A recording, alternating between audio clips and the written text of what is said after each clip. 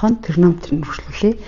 За y тэнцүү 2 cosine x-тэй нэмэх b нэмэх cosine x энэ илэрхийллийн хамгийн их утгыг олгож байна.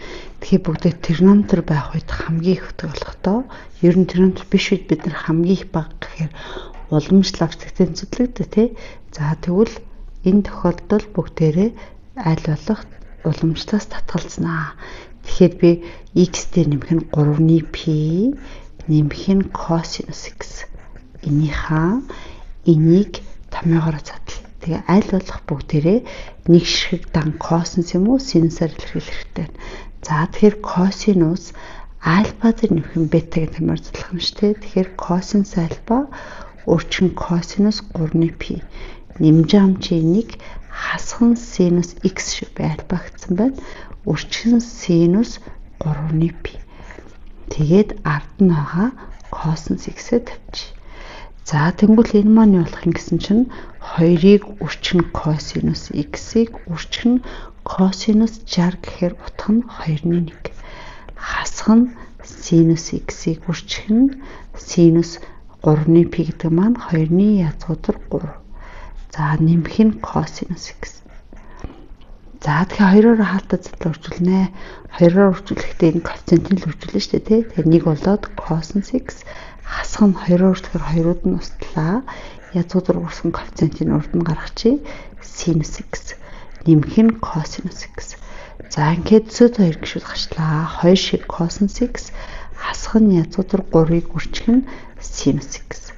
За энэ бүгдээр яаж нэг шиг sinus cosinus-аар илэрхийлэх вэ гэхээр cosinus x sinus x эсвэл cosinus 1 2x sinus 2x гэх аргументын нийтлэн sinus cosinus байвал бүгдээрээ туслах онцгой оруулнаа. Cosinus өмнөх коэффициент sinus өмнөх коэффициент 2-ыг бүгдээрээ квадрат зэрэг төвшүүлээд язгуурхач өмнөх 2 коэффициентийг.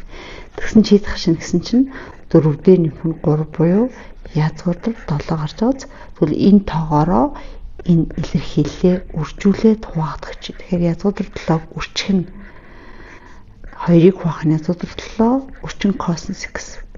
За хасах нь язгуудар 3-ыг үрчих нь язгуудар 7. За тэгэхээр язгуудар 7-оор үржүүлээд хуваагдагдсан. За одоо язгуудар 7-г хаалтнаас гаргацсан байгаа энэ байжиг. За сая яагаад ингэсэн бэ гэхээр штэ. Энэ хоёрыг бүгдийг гэж сонирхъя.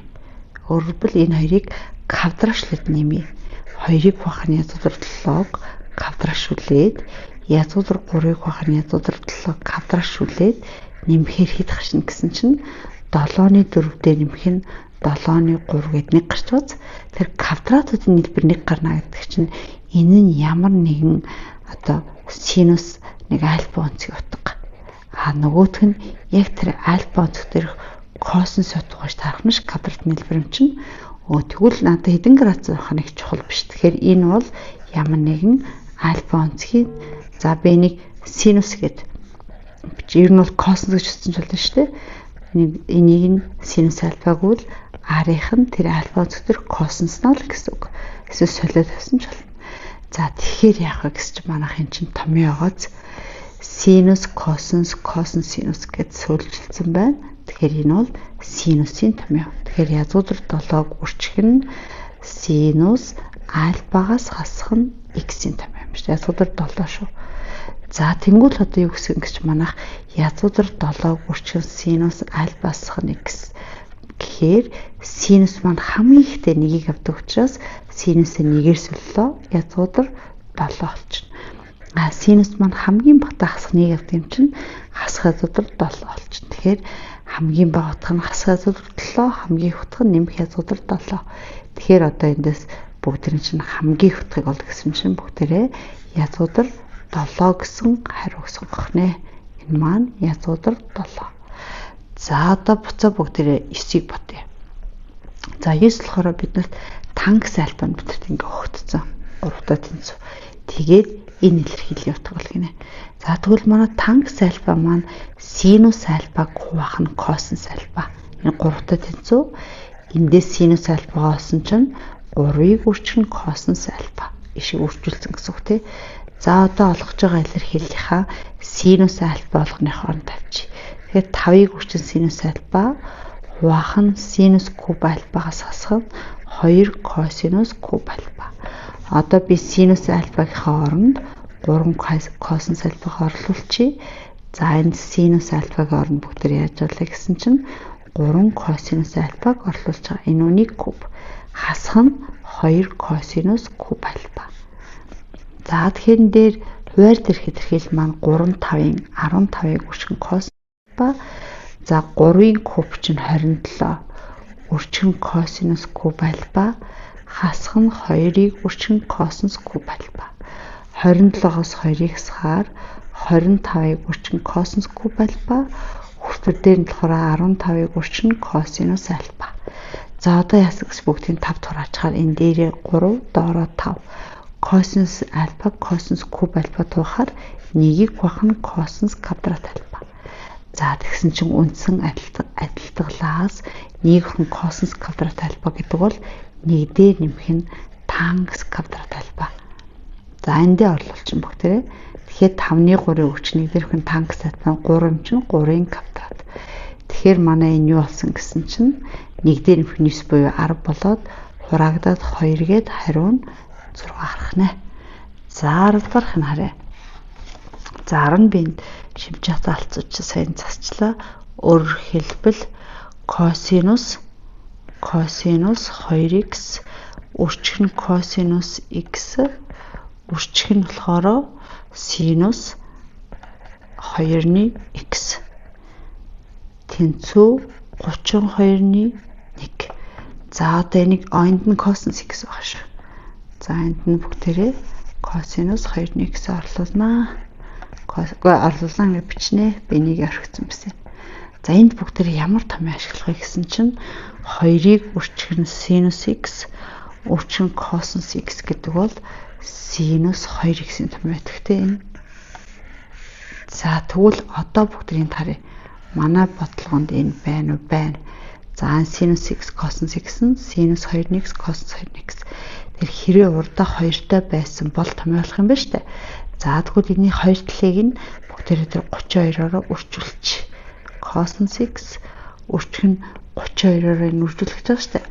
За би томьёо шиг харагдуулахын тулд 2-ын энд тавиад синус 2x косинус 2x байгаа.